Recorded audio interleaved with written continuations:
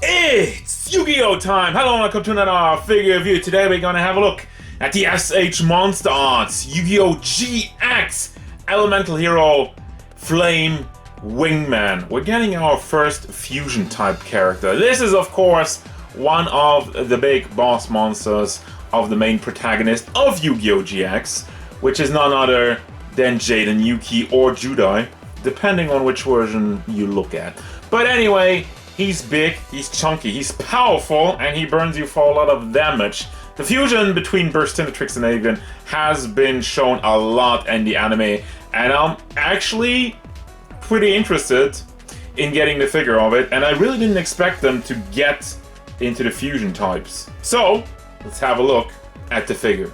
As you can tell, this is like a really big box. Let's see what's even in there. Oh, we got a bunch of cool weapon accessories. So, while you're here, as usual, thank you very much for watching. Don't forget to like and subscribe to this channel. And for the question of the day, which one is your favorite hero monster? So, first impressions. First and foremost, he only stands on his own with the help of his tail. The knees are super weak on the lower half, but we'll have a look at that once we get to the articulation. Let's have a look at the size of the guy. To the tippy top of the hat, we're almost going up to 20 centimeters, but if you cut it off like where his forehead is, that would be like 17. And for your inches, we are going up to, this is 7.7 inches, maybe 8. And yeah, if we're going to the top of like before the head starts, like the forehead, that'll be like 6.7 also, size comparisons. Here's Jolter, s.h.figuarts, Son Goku, Figma, Yugi and Kaiba, the s.h.monsterarts, Blue Eyes, White Dragon, Revoltech, Neos, and Darkseid. Overall look and detail. I mean, first and foremost, I feel like there's a lot of cool, fine detail in the paint job that you really have to look twice at to even notice sometimes. I mean, first and foremost, I think the obvious one is the wings. It's so white plastic, but there's also like a kind of grayish light blue hue that kind of goes over it. Gives it a nice look. Then we have the face sculpt, which obviously has a lot of detail going on throughout it. Considering how it's like this weird kind of small troll head. Everything on there is nice, lines up very well. A little bit more glossy in the red. And then you have the neck area where you can see it goes over into like a darker green.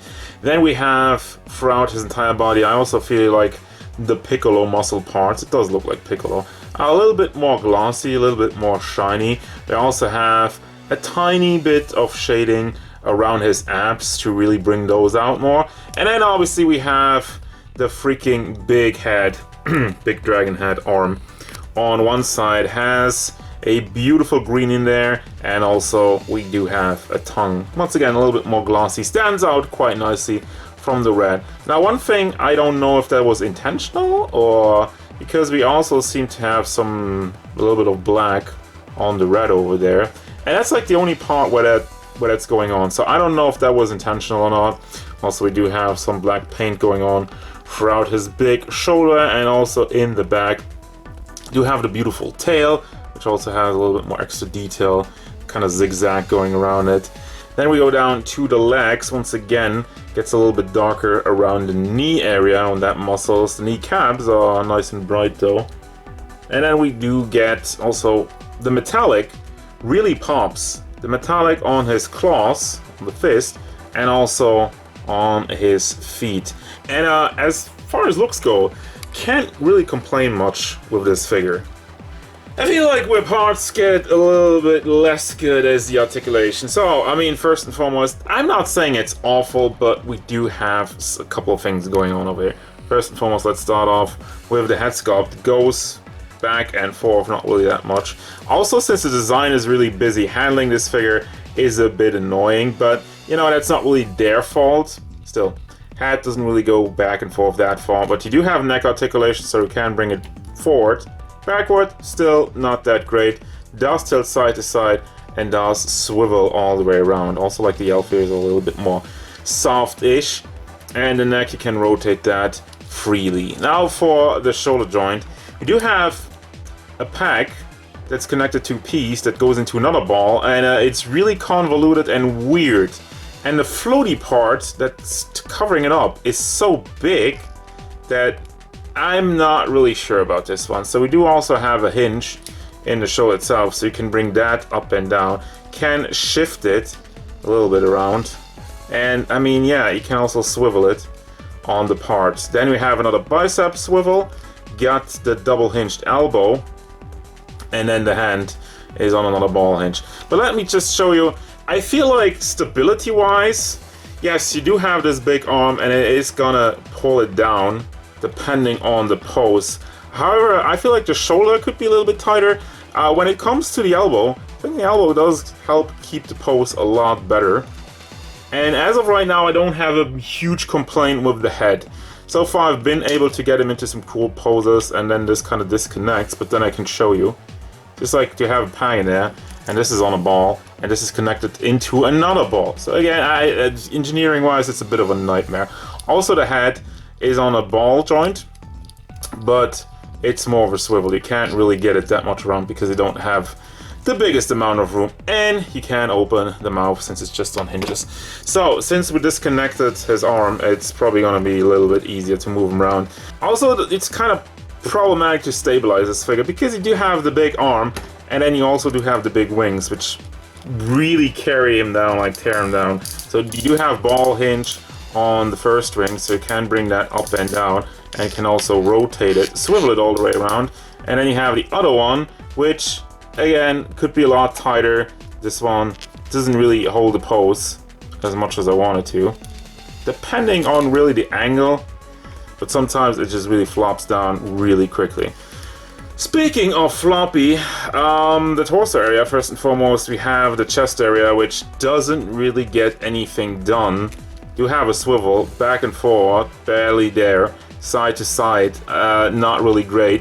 And then the hip part, hip joint, I feel like is also a little bit too loose, but this is probably just, yeah, this is just on a ball, so it should be an easy fix, but it could have been even easier if the figure was, you know, a little bit tighter out of the box.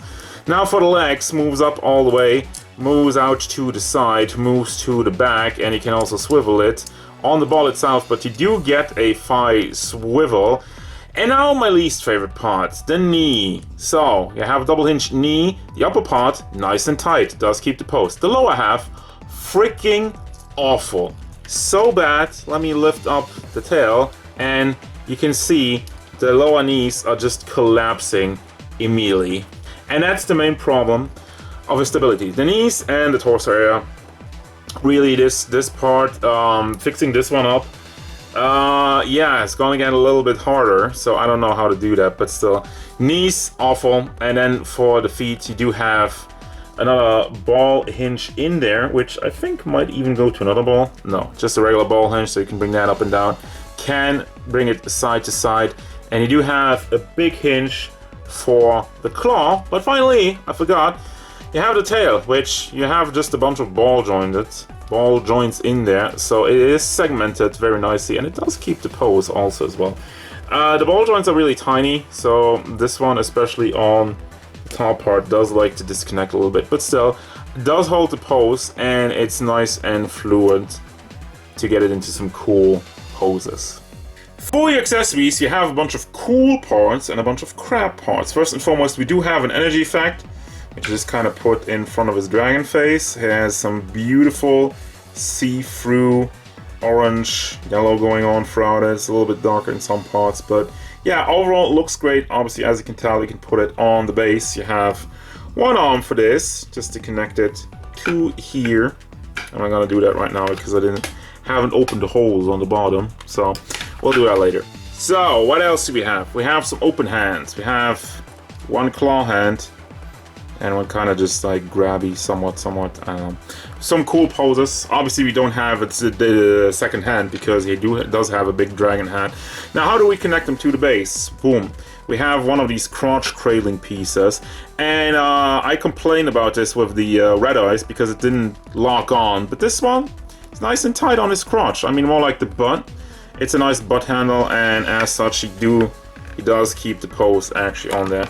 without falling over all the time. So that's nice. Glad they did that. Unfortunately, what they didn't do with this piece, you have, well, this is supposed to hold on to the wing. And let me see if I can demonstrate. It's supposed to just kind of, it doesn't snap on, that's the first issue, and then lightly kind of press it on here so it somewhat holds on to this. Yeah, that part is complete crap.